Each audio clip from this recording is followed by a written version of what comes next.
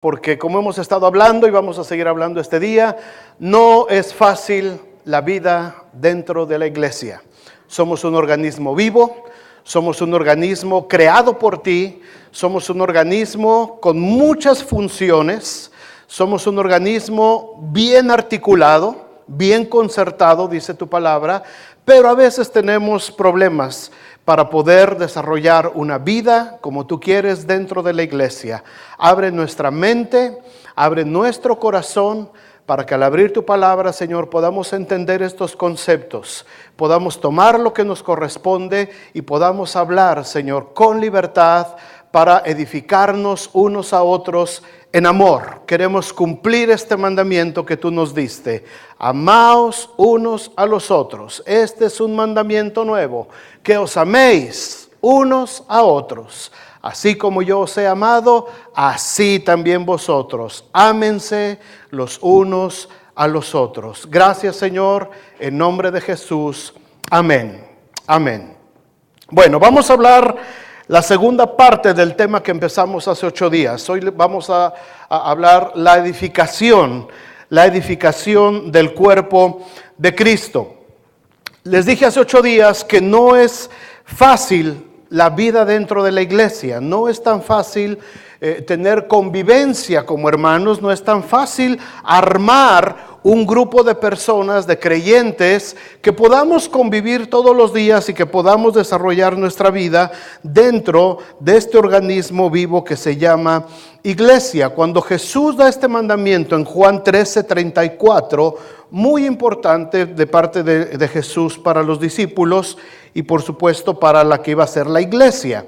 Un mandamiento nuevo os doy, que os améis unos a otros como yo os he amado, que también os améis unos a otros. Jesús está poniendo, al dar este mandamiento, hermanos, Jesús está poniendo un fundamento, una base sólida de lo que va a ser la iglesia, de lo que se va a empezar a conformar y a llamarse la iglesia por los siguientes 2000 años hasta nuestros días, más lo que se acumule todavía hasta que Cristo venga. Esta comunidad de cristianos en diferentes lugares, en todos los idiomas, en todos los rincones del mundo, donde se juntan estas pequeñas células de cristianos, somos la iglesia. Nosotros somos solamente una pequeñísima parte de lo que es la iglesia universal del Señor. En este día, millones y millones de células como esta que estamos aquí nosotros se están congregando alrededor del mundo y están escuchando la palabra de Dios. Y nosotros somos parte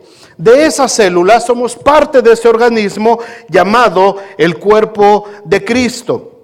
Ahora, hablamos de que para que se pueda tener se pueda dar este amor que Jesús ordenó en Juan 13:34, para que se pueda dar este amor entre nosotros, dijimos hace 8 días que tenemos que hacer un esfuerzo personal, porque no es fácil. Tenemos que animarnos y tenemos que poner mucho de nuestra parte. Tenemos que tener la actitud correcta de humildad y de mansedumbre para poder convivir entre nosotros. Y por supuesto, tenemos que tener todos la misma doctrina. Tenemos que estar de acuerdo en lo que creemos.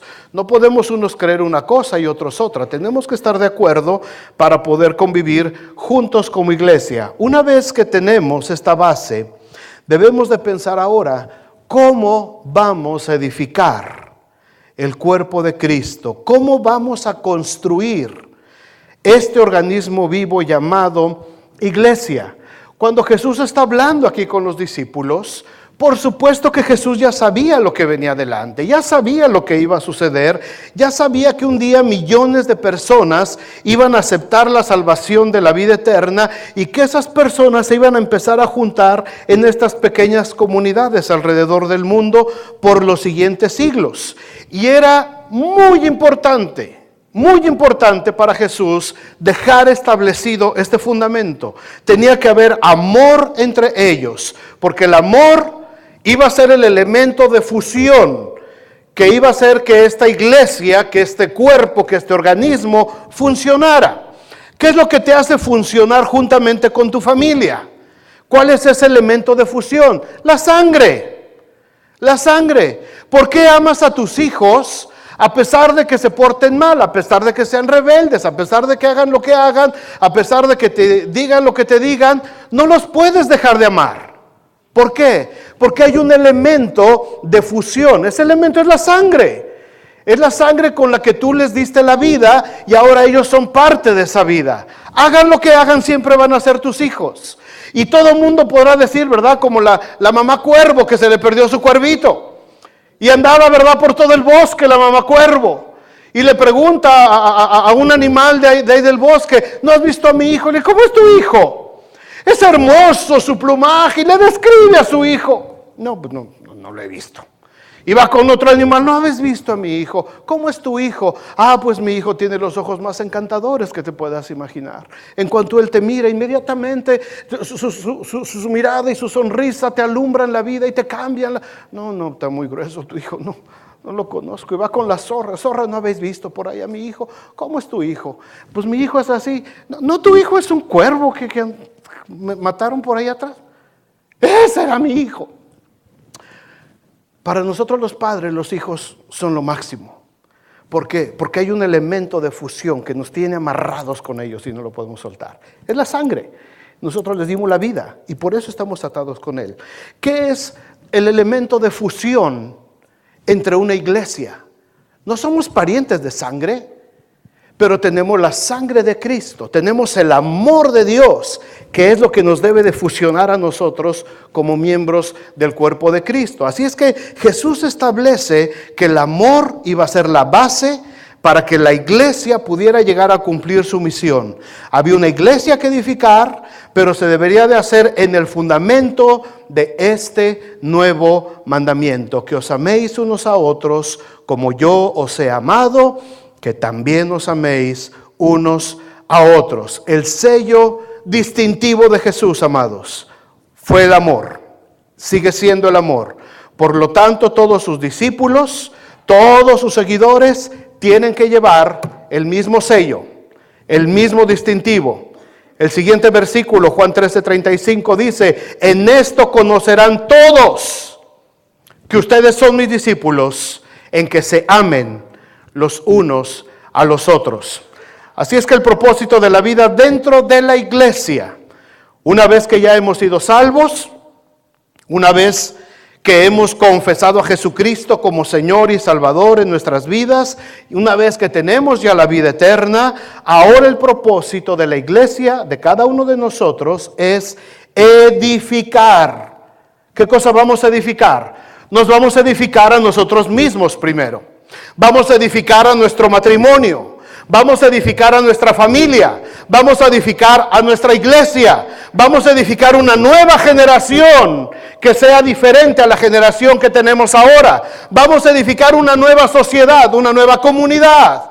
Así es como funciona la iglesia.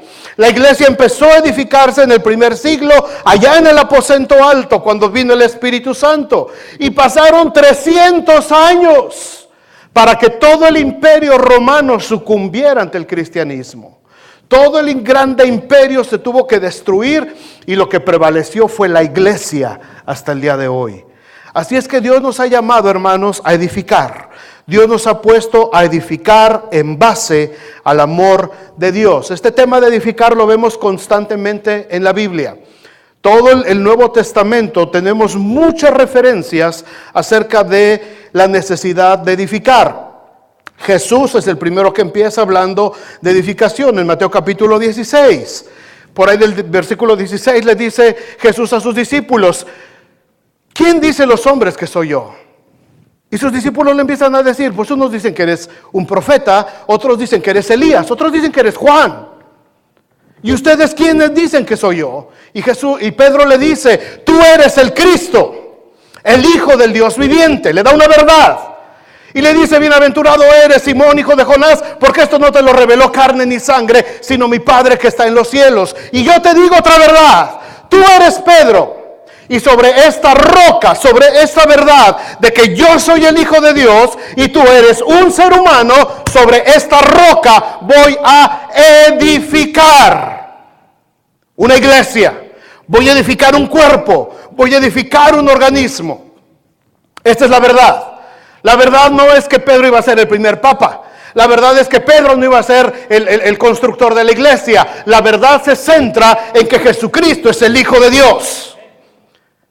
Y Pedro representaba la iglesia, la humanidad. Y sobre esta verdad se establece entonces la iglesia. Hablar de edificar una iglesia no solamente sobre nosotros, sino sobre la verdad de Jesucristo, que Él es el Hijo del Dios viviente. Y nosotros somos piedras para edificar. Pedro entendió esto. Por eso ahí en primera de Pedro 2:5, Pedro pudo escribir: vosotros también, como piedras vivas, sed santificados como casa espiritual y sacerdocio santo, para ofrecer sacrificios espirituales aceptables a Dios por medio de Jesucristo. Este momento tan hermoso que tuvimos hace rato de adoración, eran las piedras vivas siendo edificadas. Dios derramando de su gracia, Dios derramando de su bendición, Dios derramando de la unción de su Espíritu Santo, y las piedras vivas siendo moldeadas, siendo transformadas, tomando la forma, la semejanza del Hijo de Dios también. De eso se trata la adoración. Cuando yo entro en un tiempo hermoso de adoración, es Dios moldeando mi vida, es Dios edificando mi vida. De eso se trata la iglesia, de edificar. Pablo también le habla a la iglesia del tema de edificar, 1 Corintios 3:10. Pablo dice: conforme a la gracia de Dios que me ha sido dada, yo como perito arquitecto puse un fundamento.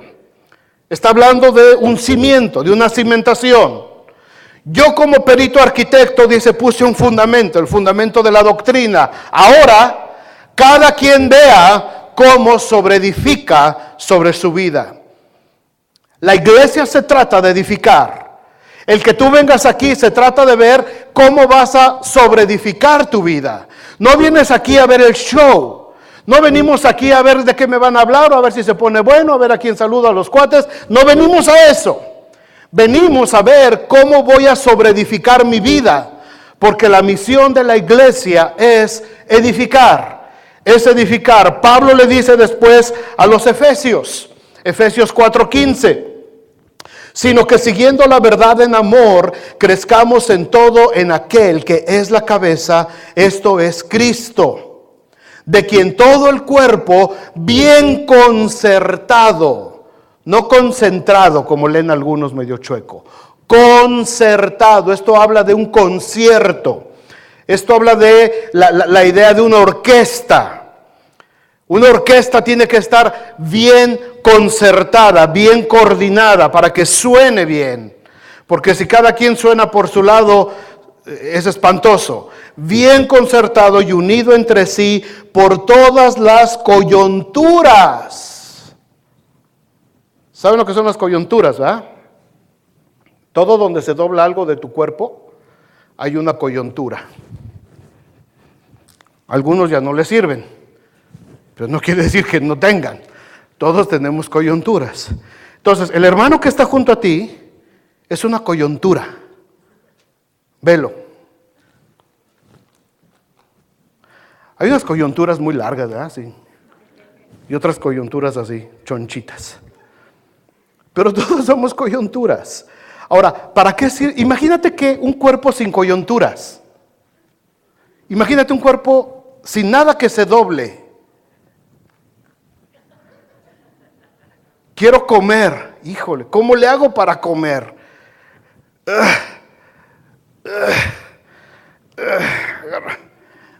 Ya se dobló esto, ¿verdad? O sea, no puedes vivir sin coyunturas. ¿Cómo se siente el dolor de coyunturas? ¿Alguien de aquí ha experimentado dolor de coyunturas? Y estás muy chiquita tú para eso. Estoy hablando de la gente ya mayorcita.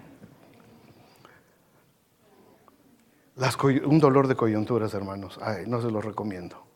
Estás bien sentado, bien cómodo, y de pronto te quieres parar. Ándale, papá. Te paras y te vas de cuernos, ¿verdad? ¿Y ahora qué pasó? La coyuntura no jaló. La coyuntura se descoyuntó. No le dio la gana caminar, no le dio la gana hacer su función y te fuiste de cabeza. Imagínense una iglesia donde las coyunturas no quieren jalar. Imagínense una iglesia, cómo va a impactar a una sociedad cuando las coyunturas, unas jalan y otras no. Y hay unas que quieren jalar y otras están, y ahí va la iglesia, ahí va la iglesia. Y la gente va a decir, qué horror, ¿qué es eso? ¿Cómo camina? La iglesia tiene que aprender a caminar dentro de la edificación del cuerpo de Cristo. La semana pasada vimos esos 3 requisitos para poder amarnos unos a otros. Ahora vamos a ver 3 requisitos que necesitamos cumplir para poder edificar la iglesia que nos ha sido encomendada en este lugar, en esta pequeña ciudad de South Bend, en medio de este gran estado de Indiana, en medio de este país que se llama Estados Unidos, en medio de este continente que se llama el continente americano, en medio de este mundo y este planeta que se llama Tierra. Hasta ahí, ahí estamos. Pero somos parte de la iglesia del Señor. Así es que cuando hablamos de iglesia, no nos referimos al edificio. Nuestro edificio vendrá por añadidura, es solamente algo que necesitamos, pero la iglesia somos nosotros. La iglesia somos aquellos que hemos sido ganados por el Señor. Somos el grupo de cristianos que conformamos esta comunidad de fe en esta ciudad. 3 requisitos. Número 1, advertencia. No quiero pisar callos, ¿ok? Les voy a pisar el pie entero, porque ya me lo pisó a mí el Señor primero, y yo no me voy a quedar con todo, por supuesto que no. Ahora ustedes me ayudan.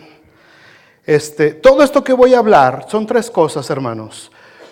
Nadie, por favor, tome esto como algo personal. Esto es algo de lo que adolece la iglesia en todos lados. En todos los países, en todas las ciudades, en todos los idiomas, en todas las culturas, padecemos de estas 3 cosas de las que vamos a hablar hoy. No es asunto de nosotros. Quizás si alguno se siente identificado, gracias a Dios, porque hoy va a ser un día de restauración y vamos a poder cambiar algunas cosas que tenemos. Así es que la primera cosa para poder edificar la iglesia, lo que necesitamos, el primer requisito se llama compromiso. Compromiso.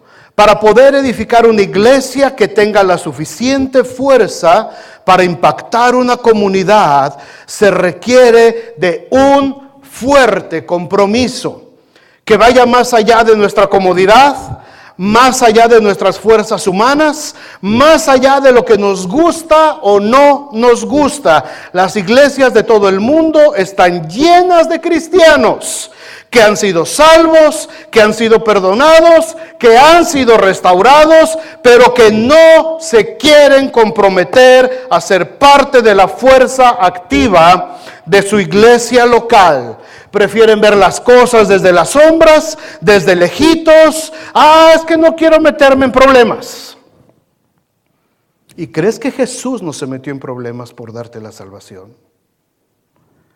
¿Y crees que los apóstoles no se metieron en problemas para que podamos tener la revelación completa de la palabra de Dios? ¿Y tú crees que los hermanos que construyeron este edificio donde estamos cómodamente sentados no se metieron en problemas para tener este edificio? ¿Por qué nosotros nos sentimos con el derecho de decir, yo no me quiero comprometer? Es que yo no quiero tener problemas. ¿Por qué hemos adoptado una posición tan cómoda? El evangelio sufre violencia, el reino de los cielos sufre violencia y los violentos lo arrebatan. ¿Ustedes creen que es tan fácil decir, yo dejo todo lo que tengo para ir a servir al Señor? No, Señor, hay problemas. Si tú piensas que comprometerte con Dios te vas a meter en problemas, estás en lo cierto. Eso. Estás completamente en lo cierto. Si piensas que comprometerte en la iglesia te vas a meter en muchos problemas, estás en toda la razón. Gracias a Dios porque lo entendemos. El estar dentro de la iglesia nos puede acarrear problemas, es cierto, pero es un compromiso, es un requisito indispensable si queremos nosotros levantar una generación diferente, si queremos que nuestros hijos no transiten por los errores que nosotros transitamos, si queremos que esta comunidad pueda ver la luz de Cristo, me tengo que comprometer. Pablo describió el compromiso preciosamente en 2 de Corintios 12:15, precioso versículo. 2 de Corintios 12:15, Pablo dice: y yo con el mayor placer gastaré lo mío, y aún yo mismo me gastaré del todo por amor de vuestras almas. Y fíjate cómo termina el versículo: aunque amándoles a ustedes más, yo sea amado menos. ¿Qué significa esto? Aunque ustedes no me lo agradezcan, aunque ustedes no me lo reconozcan, de igual manera yo me voy a desgastar en el evangelio, es lo que dice Pablo. Pablo dice: mi compromiso va más allá del reconocimiento de todos ustedes, dice Pablo. Le dice a la iglesia de Corintios: si ustedes me lo quieren reconocer, bien; si no me lo quieren reconocer, me da igual. Yo lo voy a seguir haciendo, porque tengo un llamado de parte de Dios, porque mi compromiso es con el llamado que Dios hizo a mi vida, no es por ustedes. Ahora, no malentiendan esto. Yo estoy aquí en esta ciudad desde hace ya 4 años y medio. ¿Por qué? Por amor a la obra de Dios. Dios me mandó acá con mi familia. Dejamos todo lo que estábamos haciendo y decidimos venir para acá, por amor al llamado de Dios. Ahora, yo estoy aprendiendo y hemos aprendido a amarles a ustedes, hemos aprendido a amar a la iglesia, hemos aprendido a amar a las familias, pero mi llamado no es por ustedes, amados. Los amo con todo el corazón y con toda mi alma, pero mi llamado no es a causa de ustedes. Mi predicación no es a causa de ustedes. Mi predicación es a causa del llamado que Dios me hizo a mi vida. La predicación, el trabajo que cada uno de ustedes realiza en sus diferentes áreas de ministerio, no lo hacen para la iglesia, no lo hacen para agradar a la gente, no lo hacen buscando el reconocimiento, lo hacen porque el Señor les hizo un llamamiento. Y Dios les dijo: te necesito aquí y vas a ir. Por eso Pablo dice: yo me voy a gastar, y voy a gastar lo mío, voy a gastar mi dinero, dice Pablo, y voy a gastarme yo mismo, aunque ustedes no me lo quieran reconocer. Aunque ustedes me amen menos, yo lo voy a seguir haciendo. Ese es el tamaño de compromiso. Somos buenos para comprometernos con muchas cosas en el mundo. Nos comprometemos con nuestros negocios. Estamos comprometidos con los negocios. Lo damos todo. Nos matamos por nuestros negocios. Nos comprometemos también con actividades seculares. Los muchachos se comprometen en los diferentes grupos de las escuelas. Son muy activos, van y vienen. Y, sí, la escuela, el equipo, el grupo, el club, muy comprometidos. Y cuando se trata de la iglesia: ay, es que no tengo tiempo. Ay, es que tengo tarea. Ay, es que estoy muy cansado. Ay, es que me duele acá, me duele allá, me duele acá, como la hermana Borlotes. A la hora de comprometernos con el auténtico llamado de Jesucristo, de pronto nos hacemos a un lado completamente. Somos buenos. Muchos padres se involucran activamente en las sociedades de padres de familia. Organizan eventos, asisten a todas las juntas. Muchos están comprometidos con el fútbol aquí, en esta ciudad específicamente. Está bien. Llueve, trueno, relampaguee, hay que ir a jugar. No importa. Si estás cansado, no importa. Si tuviste que cancelar otra actividad, no importa. Pero no puedo faltar al juego. Y cuando se trata de la iglesia, ¿por qué aparecen tantos compromisos? ¿Por qué aparecen tantas excusas? Cuando Dios llama, ¿por qué le decimos: hoy no, Señor? Hoy no tengo tiempo para ti. ¿Por qué? ¿Por qué? Porque no hemos entendido la necesidad de edificar el cuerpo de Cristo. Por eso hay tanta artritis cristiana en las iglesias, amados, en todos lados. Porque nuestro nivel de compromiso es del tamaño de una hormiga. Me comprometo siempre y cuando no interfiera con mis demás actividades. Me comprometo siempre y cuando no interfiera con mi descanso. Me comprometo siempre y cuando no esté bonito el día porque tengo que pelar para la playa. Me comprometo siempre y cuando no me quite de mi cine o de mi actividad que quiero hacer. ¿Por qué? ¿Por qué?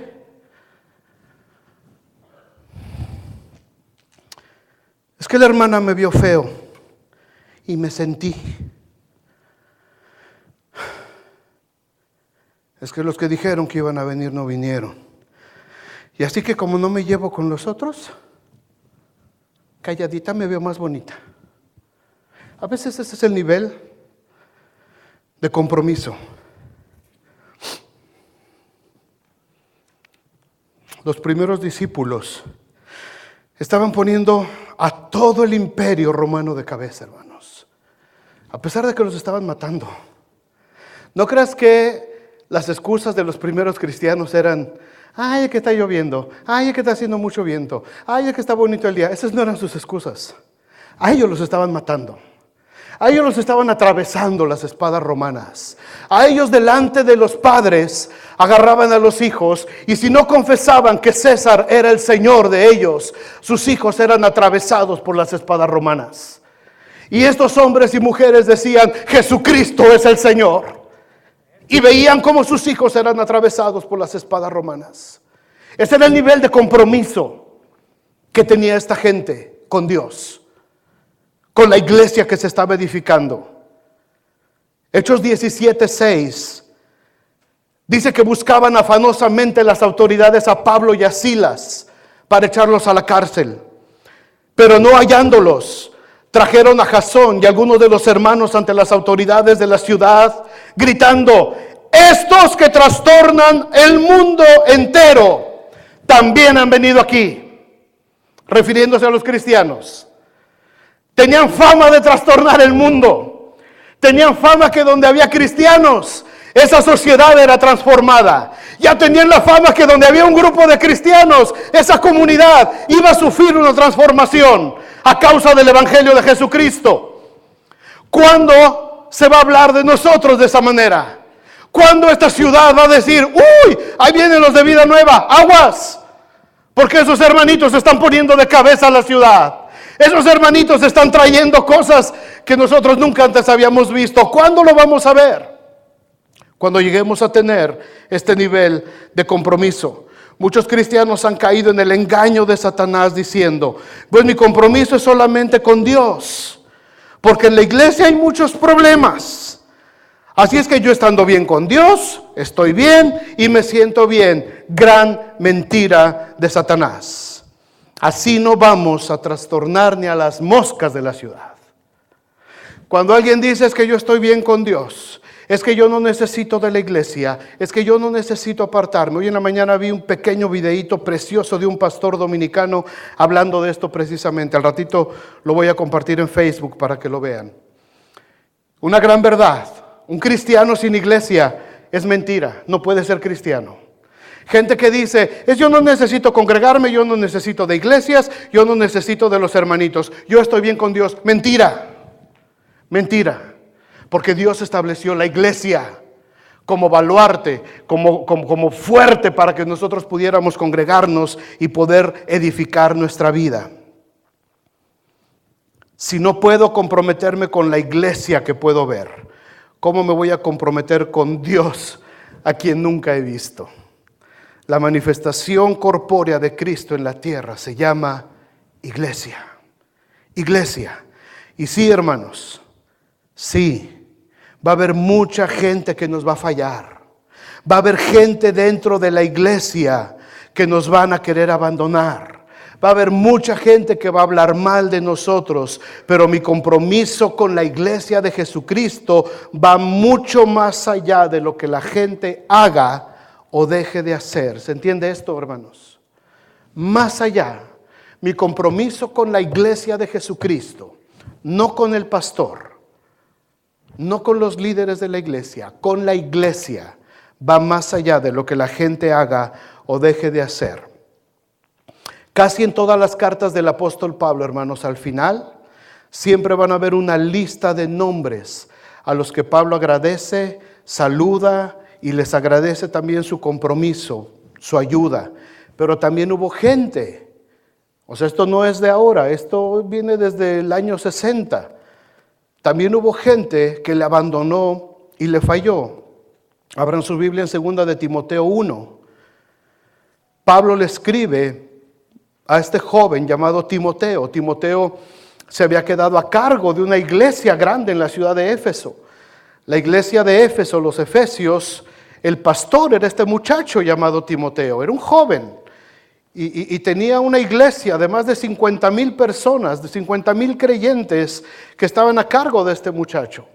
Y el evangelio seguía creciendo por todos lados. Y Pablo le dice a Timoteo en 2 de Timoteo 1:14, guarda el buen depósito por el Espíritu Santo que mora en nosotros.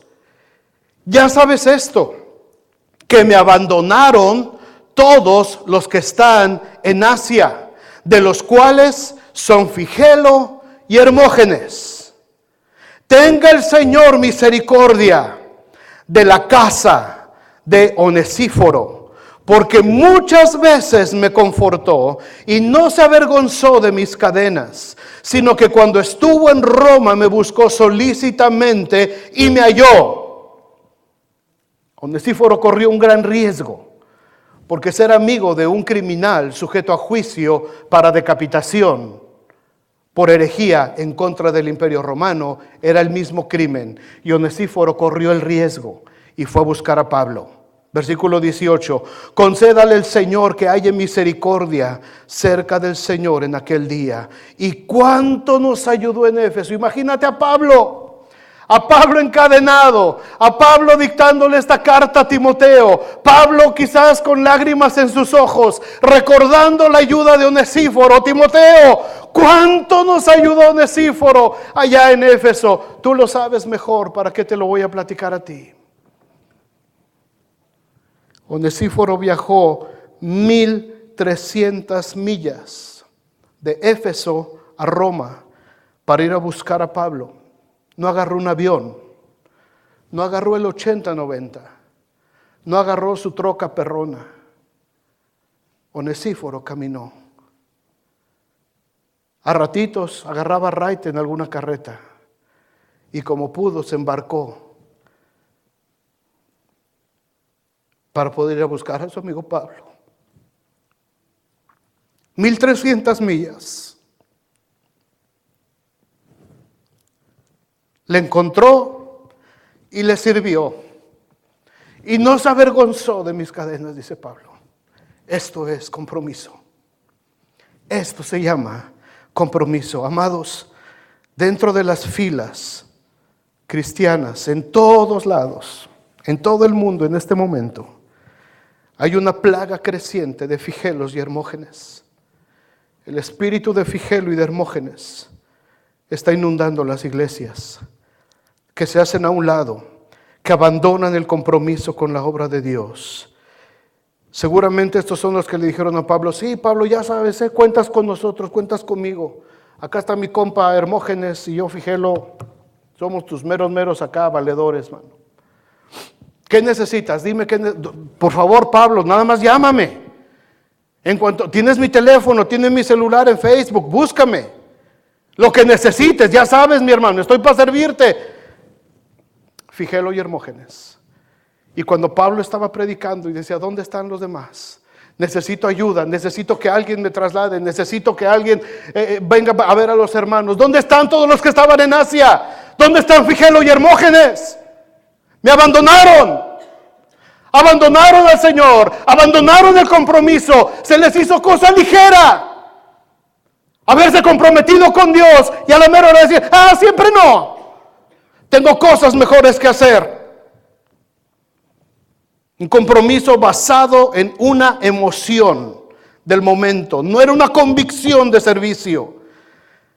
Gracias a Dios, cada día se levantan onesíforos dentro de la iglesia, que no les importan los riesgos, sino que se comprometen y no se avergüenzan del evangelio. Y me encanta esa bendición que Pablo habla. Dios tenga misericordia de la casa. Porque cuando tú sirves al Señor, amado, cuando tú te comprometes al Señor, la bendición es para toda tu familia. La bendición se derrama hacia toda tu familia, hacia todas tus generaciones. Dios tenga misericordia de la casa de Onesíforo. Para edificar una iglesia, hermanos, que sea capaz de trastornar nuestra ciudad, se necesitan cristianos que no tengan miedo a comprometerse. ¿Va a haber fallas? Por supuesto que sí. Las cosas no siempre nos van a salir como quisiéramos, claro que sí. Pero 1:70 veces nos vamos a levantar y vamos a persistir, porque no nos ha dado Dios espíritu de cobardía, sino de poder, de amor y de dominio propio. Y aunque nos equivoquemos, y aunque la reguemos, y aunque mis líderes no sean perfectos, no importa, mi compromiso es con Dios. Y lo vamos a sacar adelante. Lo vamos a sacar adelante. No importa lo que esté pasando, yo me tengo que comprometer. Tengo que meterme directamente con Dios. Tengo que comprometer mi vida. Tengo que comprometer mis finanzas. Tengo que comprometer mi tiempo. Tengo que comprometer a mi familia. Para venir aquí yo tuve que traerme a mi familia. Y hemos trasladado de aquí para allá. ¿Por qué? Porque hay un compromiso del llamado de parte de Dios. Mi hija menor se me estaba deprimiendo espantosamente cuando nos fuimos a vivir a Tennessee, pueblito ranchero ahí que no tenía nada más que unas vacas. Y ella viniendo de California. Y lloraba mi hija y me decía, papá, ¿por qué nos trajiste aquí? Le dije, hija, no sé, el Señor nos trajo. Aguanta, por favor. Es que yo me quiero regresar, es que esto no es para mí, es tu llamado, no es el mío. Yo hablaba con ella y yo lloraba y decía, Señor, ¿qué hago aquí? Y ahí ella encontró al hombre que Dios tenía para su vida. Y juntos sirven ahora al Señor. No tengas miedo a comprometerte, porque Dios va a honrar el compromiso. Dios va a honrar lo que hagas por Él. Dios va a tener misericordia de tu casa, como la tuvo por la casa de Onesíforo. Hay que comprometer las finanzas, sí. Qué pedidera de dinero en la iglesia. Qué vendedera se traen. Otra vez tamales. Otra vez, sí. ¿Por qué? Porque necesitamos construir ese lugar. Yo no sé si ese lugar se va a convertir en refugio para algunos de ustedes dentro de poco. Yo no sé. Las cosas están poniéndose color de hormiga. Yo no sé si Dios va a permitir que ese edificio sea refugio para mucha gente. Este jueves estuve en esa reunión del Latin Summit. Y estuvimos ahí, estuvo Paul ahí conmigo, no me dejará mentir. Y estaban ahí los sacerdotes de San Adalberto, y estaban ahí del consejo del board de escuelas de aquí de la ciudad, y estaba gente de bancos y gente de la comunidad, de universidades. Y todos diciendo, ¿cómo podemos proteger a la gente? Y los sacerdotes decían, nuestra iglesia está puesta, nuestra iglesia está lista y nadie puede entrar a la iglesia. Migración no puede entrar a nuestra iglesia. ¿Por qué? Porque lo dice la Constitución. Y yo me quedo, yo no tengo iglesia. No he podido acabar mi edificio. Yo no lo puedo poner a las órdenes de nadie porque está en construcción. Y mi gente no quiere ir a trabajar. ¿Se dan cuenta, amados? ¿Se dan cuenta del nivel de compromiso que necesitamos? Dios ha puesto en nosotros esta necesidad de comprometernos para que su nombre sea glorificado. Pero junto con el compromiso tiene que venir también, en segundo lugar, la madurez. Madurez espiritual. Efesios 4:14 dice, para que ya no seamos niños fluctuantes, llevados por doquiera de todo viento de doctrina por estratagema de hombres que para engañar emplean con astucia las artimañas del error. El compromiso llega cuando empezamos a madurar como cristianos, cuando dejamos de ser niños berrinchudos, fluctuantes, haciendo caso de todo lo que oímos, comportándonos conforme a nuestras emociones nos van diciendo que hagamos. Cuando entendemos la seriedad de lo que significa la doctrina de Dios, la doctrina de Jesucristo, el Evangelio, la fuerza de la iglesia, cuando maduro y dejo de andar buscando por acá, por allá. La madurez espiritual viene cuando tenemos verdadera hambre de la palabra de Dios. Hebreos 5:11. Acerca de esto tenemos mucho que decir y difícil de explicar, dice el escritor de Hebreos, por cuanto os habéis hecho tardos para oír. Porque debiendo ser ya maestros después de tanto tiempo, tenéis necesidad de que se os vuelva a enseñar cuáles son los primeros rudimentos de la palabra de Dios. Ya habéis llegado a ser tales que tenéis necesidad de leche y no de alimento sólido. Y todo aquel que participa de la leche es inexperto en la palabra de justicia, porque es niño. Pero el alimento sólido es para los que han alcanzado madurez, para los que por el uso tienen los sentidos ejercitados en el discernimiento del bien y del mal. Por el uso, por estar constantemente usando la palabra de Dios, por estar constantemente meditando en la palabra de Dios, por estar constantemente buscando, anhelando la palabra de Dios, y dejamos de ser niños fluctuantes. Y emocionándonos por cualquier video que vemos, y emocionándonos por cualquier post que la gente pone por ahí. No, dejemos de ser niños fluctuantes. Tenemos que buscar la madurez del Evangelio. Tenemos que buscar la madurez de la Escritura, porque muchos de ustedes, dice el escritor de Hebreos, debiendo ser ya maestros, debiendo ser ya líderes, debiendo ya tener más conocimiento de la Escritura, siguen siendo niños y tienen necesidad de leche espiritual. Porque cuando se les presenta un mensaje de la palabra de Dios fuerte, un mensaje de la palabra de Dios lleno de teología, medio complicado, nos quedamos, ¡ay, qué aburrido! A mí me gusta más el otro pastor, el otro hermano, porque ese predica bien suavecito y bien entendible. Ejercita los sentidos. Ejercita los sentidos. Aprendamos a discernir lo que la palabra de Dios nos habla. Aprendamos a hablar el lenguaje de la palabra de Dios. Que no te espante el entrarle de lleno a la palabra de Dios. Que no te espante meterte a las profundidades de Dios. Porque debiendo de ser ya maestros, seguimos siendo niños, llevados por acá, por allá. Pablo le dice a los Corintios, 1 Corintios 3:1, de manera que yo, hermanos, no pude hablaros como espirituales, sino como a carnales, como a niños en Cristo. Os di a beber leche y no vianda, porque no erais capaces, ni sois capaces todavía. Porque aún sois carnales, pues habiendo entre vosotros celos, contiendas, disensiones, ¿no sois carnales? ¿Y andáis como hombres? Porque diciendo el uno, yo ciertamente de Pablo soy, y el otro, no, yo soy de Apolos. ¿No sois carnales? ¿Qué pues es Pablo? ¿Qué es Apolos? Servidores por medio de los cuales habéis creído. Y eso según lo que a cada uno concedió el Señor. Yo planté, Apolo regó, pero el crecimiento lo ha dado Dios. Así que el que planta es algo, ni el que riega es algo, sino Dios, el que da crecimiento. Es que yo me identifico más con esta persona, es que yo me identifico más con esta. Ay, no, es que yo soy de acá, es que yo soy de acá. No andamos como carnales. No, es que mi grupo es acá, es que mi grupo es acá. No andamos como carnales, con celos, con contiendas, con disensiones. Les tuve que hablar como a niños, dice Pablo. Porque no erais capaces, ni sois capaces todavía, les dice Pablo.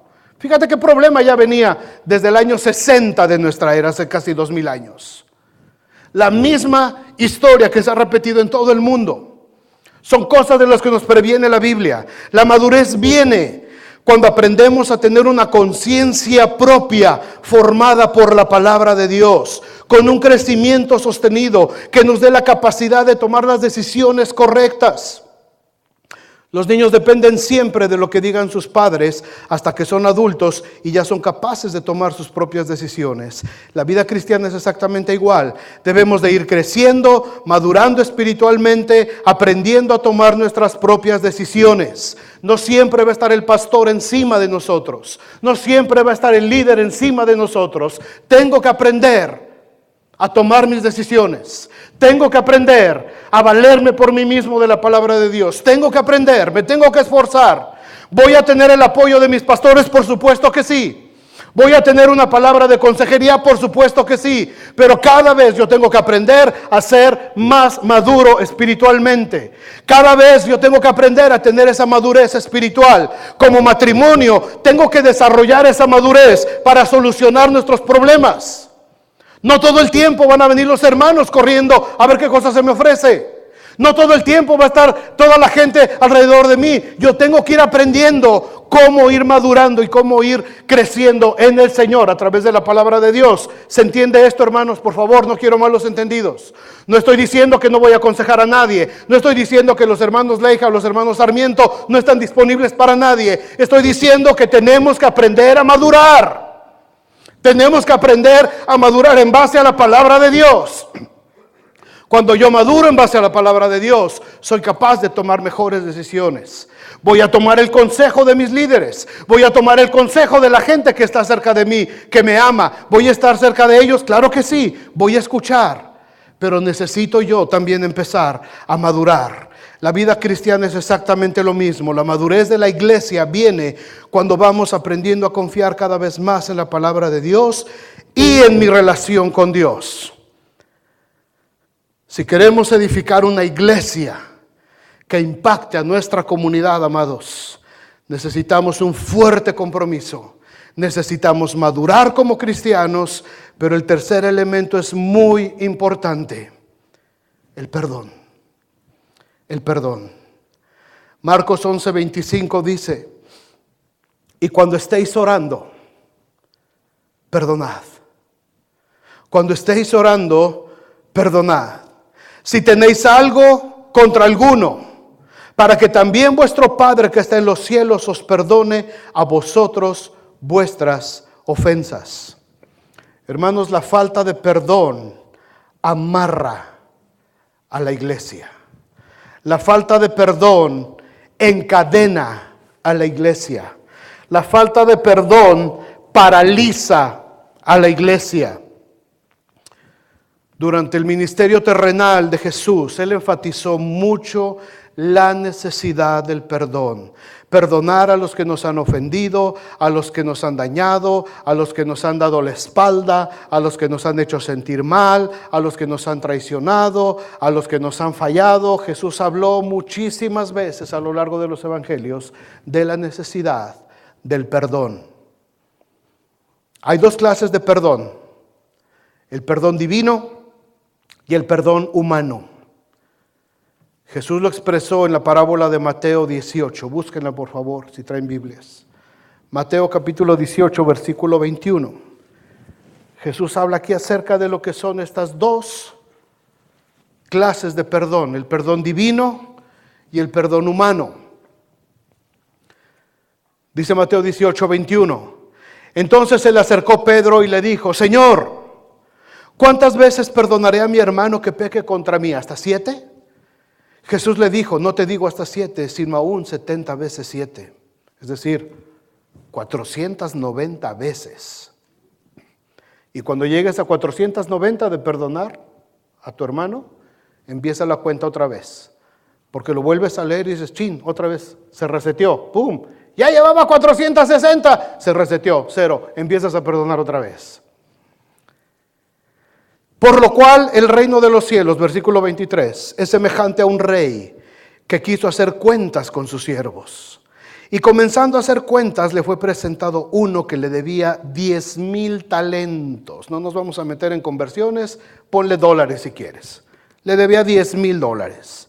A este, como no pudo pagar, ordenó su señor venderle, y a su mujer también, y a sus hijos, y todo lo que tenía, para que le pagase la deuda. Entonces aquel siervo postrado le suplicaba diciendo: Señor, ten paciencia conmigo, yo te lo pagaré todo. El señor de aquel siervo, movido a misericordia, le soltó y le perdonó la deuda. Pero saliendo aquel siervo, halló a uno de sus consiervos que le debía $100. Y haciendo de él, le ahogaba diciendo, págame lo que me debes. Entonces su consiervo, postrándose a sus pies, le rogaba diciendo, ten paciencia conmigo y yo te lo pagaré todo. Mas él no quiso, sino fue y le echó en la cárcel hasta que pagase la deuda. Viendo sus consiervos lo que pasaba, se entristecieron mucho y fueron y refirieron a su señor todo lo que había pasado.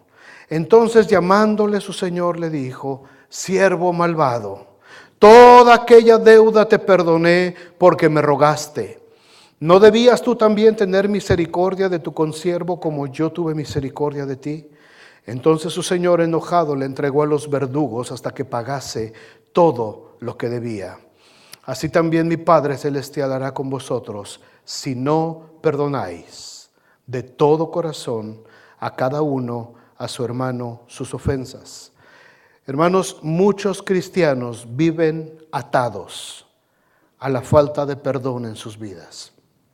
Con familiares, con amigos, con hermanos de la iglesia, no importa con quién sea, la falta de perdón nos va oprimiendo y oprimiendo y oprimiendo hasta inhabilitarnos espiritualmente.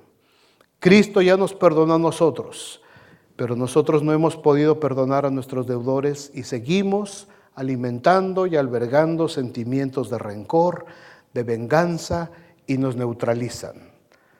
Hermanos, yo he visto tristemente en toda mi vida, a lo largo de mi vida, muchas iglesias que se vieron sumidas en diferencias, que les llevaron a conflictos serios, pero no fueron capaces de resolver sus problemas por medio del perdón. Se separaron, se dividieron, empezaron una nueva iglesia sin resolver los conflictos anteriores. Y lo único que hicieron fue llevarse esa misma raíz a otro grupo de creyentes y al final el resultado es el mismo. Cuando un grupo de creyentes se encuentran personas que están batallando por perdonar a alguien, la iglesia lo empieza a resentir. Es como un cáncer, no te das cuenta de que está ahí hasta que es demasiado tarde. Hebreos 12:15 dice, mirad bien, no sea que alguno deje de alcanzar la gracia de Dios, que brotando alguna raíz de amargura os estorbe y por ella muchos seáis contaminados.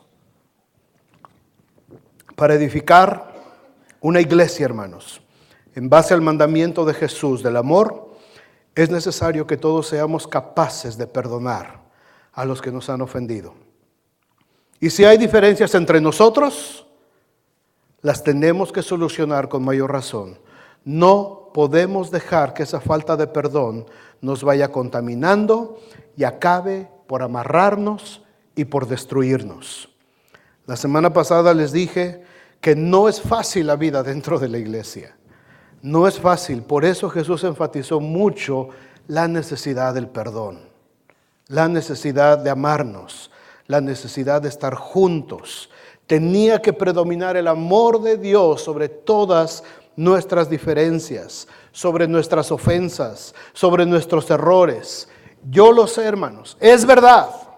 Y muchos de aquí han pasado por diferentes iglesias y se los digo con mucho respeto y con mucho amor. Es verdad, la regamos. La hemos regado muchas veces. Nos equivocamos. Hablamos de más muchas veces. Nuestras actitudes llegan a lastimar a otros también. Nos ofendemos, nos resentimos, nos apartamos, nos alejamos unos de otros y empezamos a acumular una serie de sentimientos destructivos entre nosotros. Cuando nos damos cuenta, hay gente contaminada a nuestro derredor. Y es como una enredadera que va creciendo y va entretejiéndose entre las familias de la iglesia hasta que llega el punto de que estamos todos amarrados y la iglesia queda inmediatamente imposibilitada, amarrada. Hermanos, conozco muchas iglesias, y les pasaría aquí un montón de historias. Iglesias que por falta de perdón se han convertido en vida vegetativa viviente. Llegan a la iglesia, se congregan, pero la iglesia nunca crece. La iglesia está igual, la iglesia no pasa nada, no hay nada sobrenatural que sucede en la iglesia está amarrada. Todos llegan con su máscara, todos llegan aparentando lo que no sienten, aparentando lo que no son. Se saludan y pero por dentro traen sus celos, sus contiendas, sus enemistades, mucha carnalidad y aparentando que todo está bien. Esa iglesia está amarrada, está entrelazada, está atada, está totalmente, el diablo la neutralizó. Por eso el Señor está hablando de esto. Tienes que aprender a perdonar. Porque si no perdonas, no puedes recibir la bendición de Dios. Si no perdonas, no puede venir esa unción liberadora del Espíritu Santo sobre tu vida. Si no perdonamos a los que nos ofendieron, no vamos a poder avanzar en la iglesia, en la misión que Dios nos ha dado. Marcos 11:25 dijo: cuando estéis orando, perdonad si tenéis algo contra alguno, para que también vuestro Padre que está en los cielos os perdone a vosotros vuestras ofensas. Amados, hay una iglesia que edificar. Hay familias que tenemos que edificar. Hay vidas que tenemos que edificar. Hay una nueva generación que tenemos que edificar. Hay una comunidad que tenemos que edificar. La tarea fue encomendada a nosotros, no a los ángeles, a nosotros. Pero a menos que activemos este mandamiento de Juan 13:34, no lo vamos a poder lograr. Un mandamiento nuevo os doy, que os améis unos a otros como yo os he amado. Edificar requiere de un fuerte compromiso, con una gran madurez espiritual y una enorme capacidad de perdonarnos a nosotros unos a otros. Amén.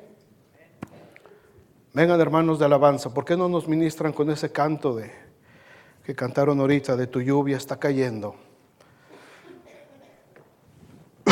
Creo que necesitamos algunos de nosotros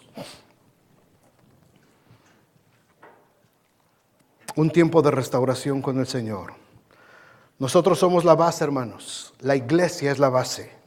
El Señor va a cumplir su palabra y cada día añadirá a la iglesia los que han de ser salvos, pero tenemos que asegurarnos que este mandamiento esté funcionando de manera permanente en medio de nosotros. Jesús le dijo a la iglesia de Sardis, ahí en Apocalipsis 3:1: yo conozco tus obras, que tienes nombre de que vives y estás muerto. Conozco tus obras, de que tienes nombre de que vives y estás muerto. Sé vigilante y afirma las otras cosas que están para morir, porque no he hallado tus obras perfectas delante de Dios. Hay una gran tarea para hacer, hermanos. Pero cada uno de nosotros tiene que tomar lo que le corresponde y haga lo que tenga que hacer respecto a esta palabra. Yo soy el primero. Se los digo nuevamente, se los digo con mucho amor, se los digo con temor delante de Dios. Si lo hacemos, el resultado para nuestras familias y para nuestras vidas va a ser increíble. Va a ser increíble si lo hacemos. Si no lo hacemos, las consecuencias pueden ser muy tristes, muy tristes. Tenemos que aprender este nivel de compromiso, de madurez, de perdón dentro de la iglesia. No sé cuál de estas tres áreas, cada uno de los que estamos aquí, necesitamos decirle al Señor: ¿sabes qué, Señor? Yo necesito subir en esta área. A lo mejor en esta estoy bien, pero en esta estoy abajo. ¿Qué necesitamos hacer? Yo no sé. Dejemos que el Señor nos diga a cada quien. Pónganse de pie, por favor.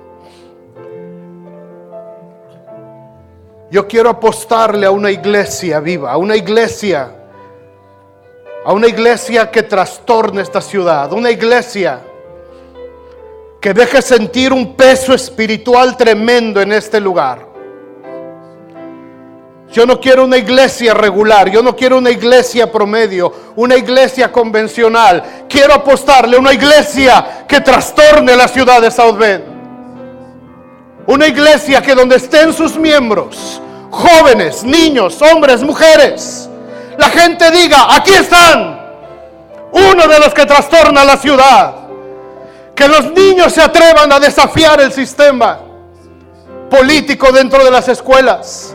Que nuestros jóvenes se atrevan a hablar en el aula de clases y decir, no es verdad esa mentira, la palabra de Dios es la verdad. Jóvenes que tengan el valor de decirle no a los hábitos pecaminosos. Que tengan la integridad de decir, yo y mi casa serviremos al Señor. Varones llenos del poder de Dios, varones fortalecidos, fuertes, estableciendo hogares, no siendo mangoneados, no siendo mandilones, no siendo flojos, perezosos, pero activos en la palabra de Dios. Mujeres llenas de fe, mujeres llenas del Espíritu Santo, que se atrevan a desafiar a los principados espirituales de esta ciudad. Que no tengan miedo de decir, Jesucristo te sana, Jesucristo te ama, Jesucristo quiere algo en tu vida. Necesitamos este nivel de compromiso, mis amados. Necesitamos este nivel de madurez espiritual. Y necesitamos empezar a perdonarnos unos a otros. Si a alguien yo he ofendido en este tiempo, en el nombre de Jesús les pido que me perdonen. Si he hablado algo mal, que a lo mejor no me he dado cuenta, yo pienso que estoy bien con todos ustedes, pero a lo mejor alguien de ahí tiene algo contra mí, en el nombre de Jesucristo les pido que me perdonen. Y si alguien sabe de alguien que tiene algo contra alguien, por favor no dejen pasar tiempo. Perdónense, perdónense, porque la falta de perdón nos va a amarrar, la falta de perdón nos va a inhabilitar, la falta de perdón nos va a atar, y la gloria de Dios no se va a poder manifestar. La gloria del Señor se va a detener. Señor, gracias por este tiempo. Gracias por tu palabra. Señor, yo sé que a veces es fuerte tu palabra, pero es necesaria. Es necesaria. Porque tenemos que madurar, tenemos que crecer. Y con todo mi amor comparto esta palabra, Señor, para que como iglesia todos juntos podamos hacer una diferencia. Podamos hacer una diferencia, Padre. Yo te ruego ahora en el nombre de Jesús que ministres a cada uno conforme a lo que cada uno necesitamos. Algunos necesitarán reafirmar su compromiso contigo. Algunos necesitarán madurar, hacer un compromiso para madurar. Y algunos necesitan perdonar. Perdonar a alguien en su pasado, perdonar a su familia, perdonar, no sé, a alguien. Inclusive gente de aquí adentro entre nosotros. Mientras los salmistas nos ministran, Señor, con este canto, yo te pido que hables y que ministres a cada uno de nosotros. Y nosotros seamos sensibles, hermanos, mientras la música fluye, mientras el tañedor toca. El Espíritu Santo vino sobre el profeta Eliseo y habló palabra de Dios. Y hubo victoria. Hubo victoria. De manera personal, cada uno, por favor. Cada uno de nosotros sabemos dónde tenemos que confrontarnos con el Señor. Gracias, Jesús. Deja que la gloria del Señor descienda sobre tu vida. Que esa lluvia de su Espíritu Santo nos restaure, nos sane y arda dentro de nosotros.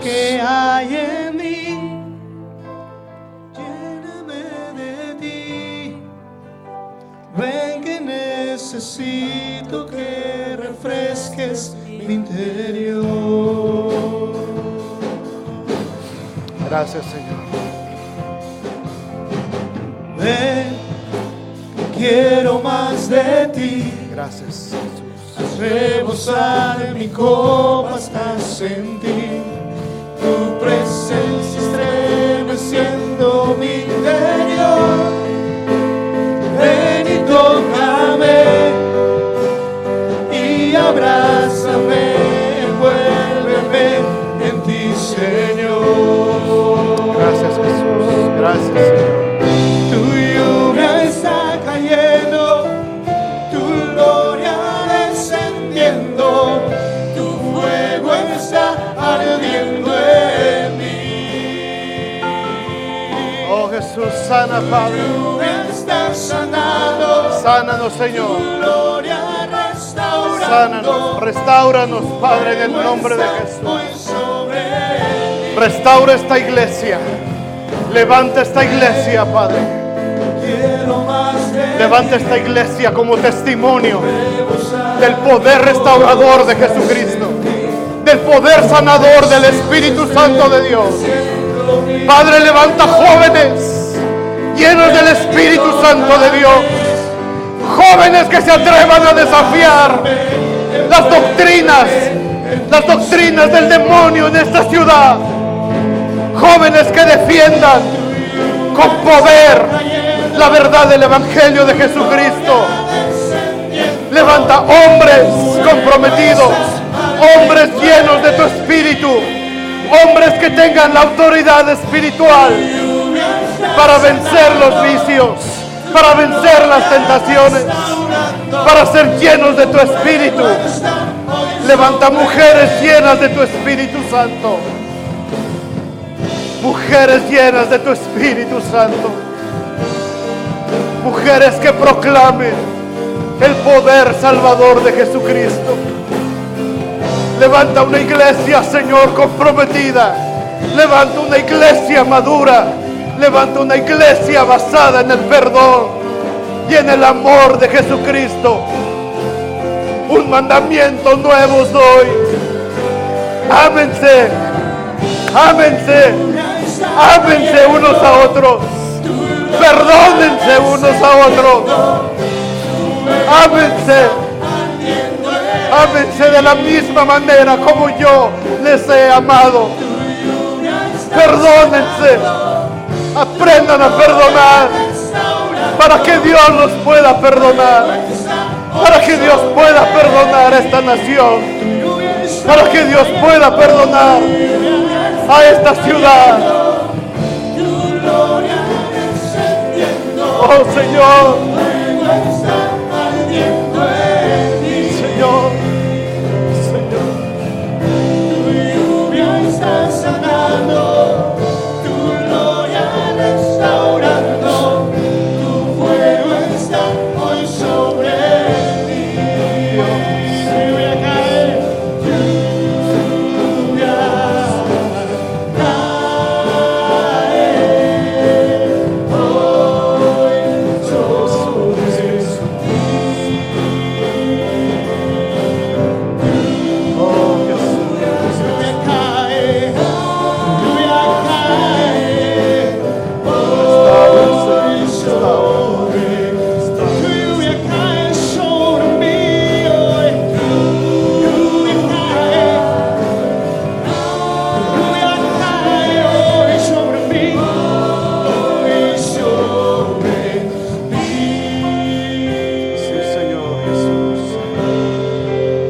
iglesia que edificar. Hay una nueva generación que edificar. Hay un grupo de adolescentes y de jóvenes que tenemos que edificar.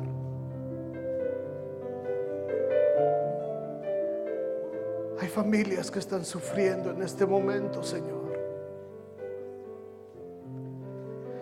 Y esta iglesia tiene que levantarse. Esta iglesia tiene que levantarse como baluarte de la verdad. Esta iglesia tiene que brillar en medio de la más profunda oscuridad. Señor, saca a nuestros muchachos de la oscuridad. Saca a nuestros jóvenes de la oscuridad, Señor. Están siendo absorbidos por la oscuridad, por las tinieblas. En la carne no lo podemos hacer, Señor. Esta es una lucha espiritual. Esta es una guerra espiritual. Pero a menos que nos comprometamos, a menos que maduremos, a menos que no nos perdonemos, no vamos a ver la luz y no vamos a ver la victoria.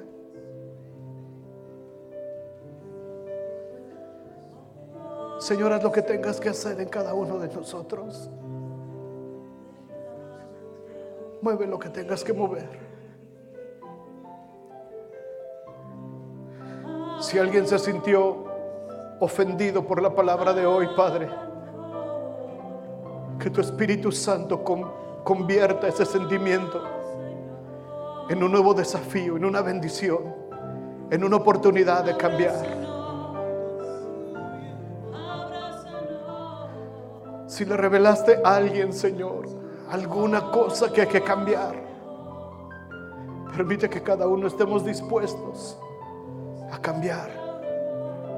Cada uno de nosotros estemos dispuestos a hacer lo que tengamos que hacer. Pero yo y mi casa serviremos a Jehová. Amémonos unos a otros. Amémonos como el Señor nos ha amado. Y sobre este fundamento el Señor edificará nuestra iglesia. Gracias, hermanos. Que Dios les bendiga. Estamos despedidos de nuestra reunión. Vayan con Dios.